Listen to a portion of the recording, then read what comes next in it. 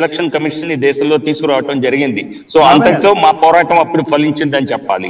మరోవైపు SIR special intensive revision గురించి Congress party ప్రతిపక్ష పార్టీలు చేసినటువంటి ఆరోపణలని, ఎలక్షన్ కమిషన్ పట్ల వారు వ్యవహరించిన తీరు గాని, ఓట్ చోరీ అంశంలో వారు చేసినటువంటి యాత్ర గాని, ఇవి అన్ని కూడా వాటి ప్రభావం పెద్ద సున్నా. బీహార్ లో మీడియా కవరేజ్ అయితే వాటికి బాగా వచ్చింది. రాహుల్ గాంధీ, ప్రియాంక గాంధీ వారు వెళ్ళినప్పుడు ఖచ్చితంగా ప్రజలు వారిని చూడటానికి వచ్చారు. అది పెద్ద సంచలనంగా అనిపించింది. కానీ వాస్తవానికి ప్రజల్లో ఎక్కడా కూడా వీటిపైన అనుమానం గాని, వీటిపైన ఎటువంటి వ్యతిరేక ధోరణి గాని ఈ కించిత్తు కూడా లేదు. సో ఒక రకంగా చెప్పాలంటే ఈ పరాజయంలో కేవలం కాంగ్రెస్ పార్టీ ఈ రోజు 61కి గాను 4 సీట్లకు పరిమితం అవుతోందంటే ఇది భవిష్యత్తులో వాళ్ళు ఈ క్యాంపెయిన్ ని ముందుకు తీసుకువెళ్దాము, ఇదే మనకి ఒక గొప్ప ఆయుధం అని భావించిన తరుణంలో ఈ ఫలితం అన్నది ఖచ్చితంగా కాంగ్రెస్ పార్టీకి ఖచ్చితంగా ఒక తీరని సెట్ బ్యాక్ గా చెప్పక తప్పదు. 4 సీట్లు అంటే అసలు స్ట్రైక్ రేట్ 5%, 6% అన్నది చాలా దారుణమైనటువంటి పరిస్థితి. 6%. సో మరో పక్క ప్రశాంత్ కిషోర్ కంప్లీట్ గా అతను ఒక వ్యూహకర్తగా పనిచేసి ఈ ఎన్నికల్లో పూర్తిగా పరిస్థితుల్ని సరిగ్గా అంచనా వేసుకోలేకపోయాడు. ఎందుకంటే ప్రభుత్వ వ్యతిరేకత అన్నది ఎక్కడా లేదు. అతను లేవనెత్తిన అంశాలపైన కూడా ఎక్కడా వ్యతిరేకత లేదు. మైగ్రేషన్ గతంలో చాలా ఎక్కువ ఉన్నమాట వాస్తవం. సో ప్రవాస బిహారీలు కూడా అభివృద్ధి అన్నది Bharatiya Janata party, JDU, NDA కూటమితోనే సాధ్యమవుతుంది అని నమ్మారు.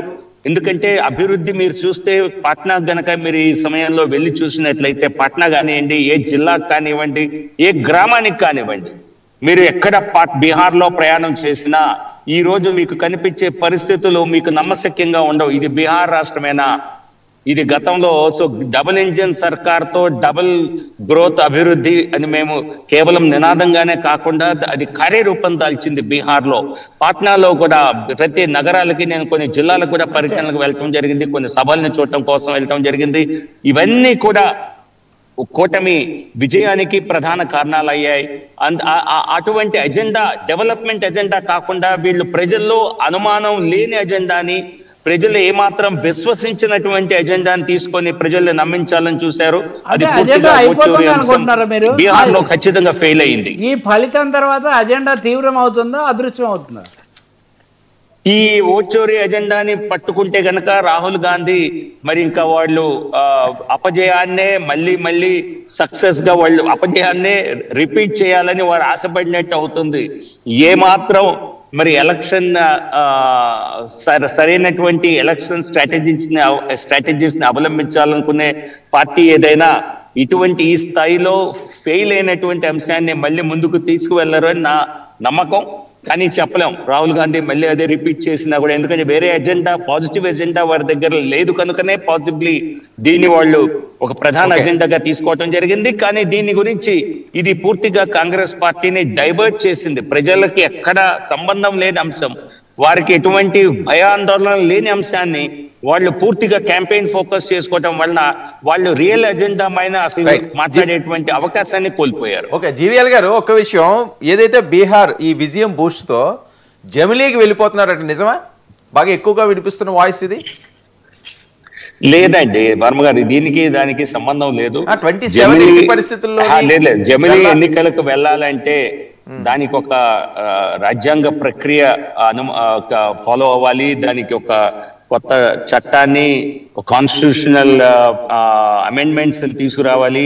అది తీసుకువచ్చాక కూడా ఇప్పటి వరకు వచ్చినటువంటి చర్చకు వచ్చిన అంశం ఏంటంటే భవిష్యత్తులో జమిలీ ఎన్నికలు జరిగేలా వచ్చే సెన్సస్ తర్వాత, వచ్చే సెన్సస్ అంటే 26లో చేయాలని నిర్ణయించడం జరిగింది.